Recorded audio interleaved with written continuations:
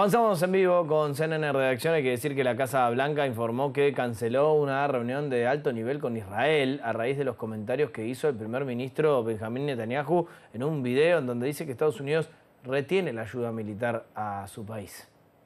Esta información fue dada a conocer por el colaborador de CNN, Barak Davis, en Axios, al citar dos fuentes estadounidenses.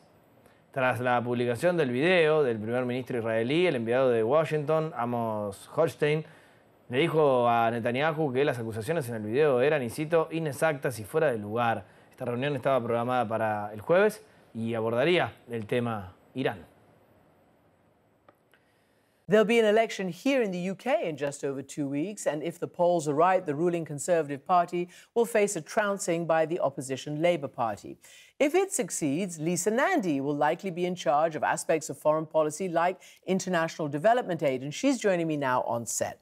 Lisa Nandy, welcome to the programme. Thank you for having me. I wonder what you make of the full-throated defence of Trump's policies on the international stage. Which parts of it do you think were successes and which not? Well, I think one of the most interesting things about that interview was that there was a difference in tone between Trump's former advisor and President Trump himself when he talked about the conflict in the Middle East and this concern, a widespread concern that's reflected across Europe as well and here in the United Kingdom, that about the proportionality of what is happening in Gaza at the moment.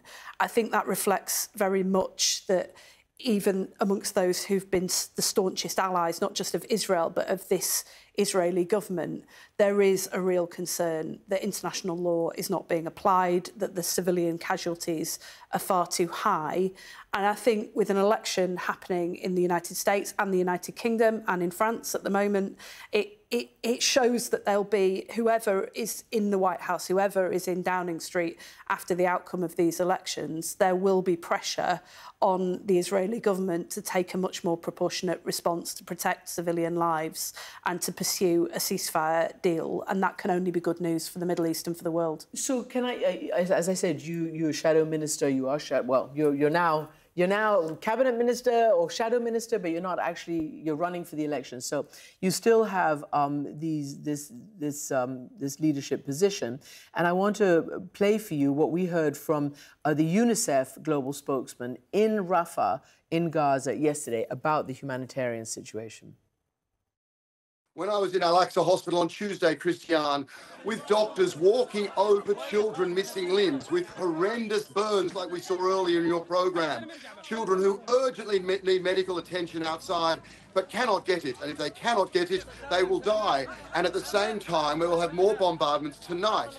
On top of that, these last 2 months, continual restrictions and denials of aid, meaning you have a nutritional crisis on the ground, a lethal lack of water, 1 or 2 litres per day, a shower every 2 weeks, grandmothers and teenage girls, Christian, queuing up all day for a shower.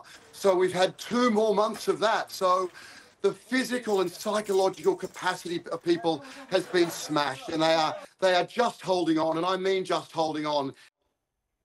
And you can hear the desperation, and you see the pictures. It's really a horrifying depiction.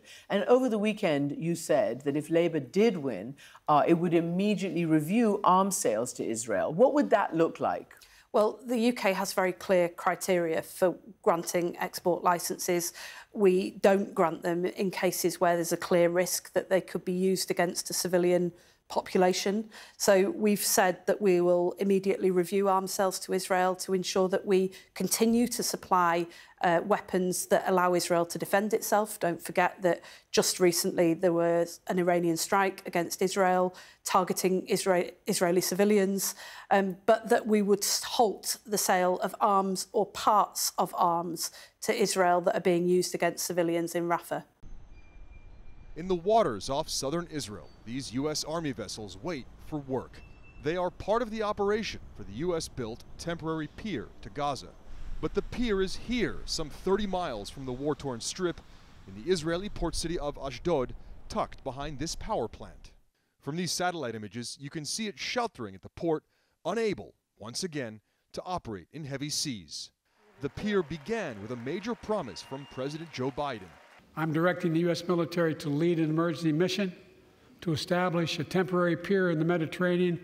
A temporary pier will enable a massive increase in the amount of humanitarian assistance getting into Gaza every day. 2 months after the State of the Union, the pier, known as J-Lots, did begin delivering humanitarian aid to Gaza. U.S. aid said this nautical option would one day be able to feed 500,000 people a month, as critical supplies on the ground stalled at checkpoints and airdrops could only do so much. But a week after it began operations in May, the pier broke in heavy seas. Repairs took more than a week. And the small army vessels that are part of the system also needed work, after 4 of them ran aground in high waves and winds. The Pentagon said a rare weather pattern knocked the $230 million pier out of commission. What happened was something that was quite unprecedented. It was the high sea states and then that storm that changed direction and created an untenable environment for J-Lots to operate in. The last time the pier was used operationally was the Haiti earthquake in 2010. Since then, it has repeatedly struggled in exercises with rough weather. The pier was back up and running again on June 8th, but soon hit another snag when there was no one to handle aid coming off the pier. Well, right now we're paused.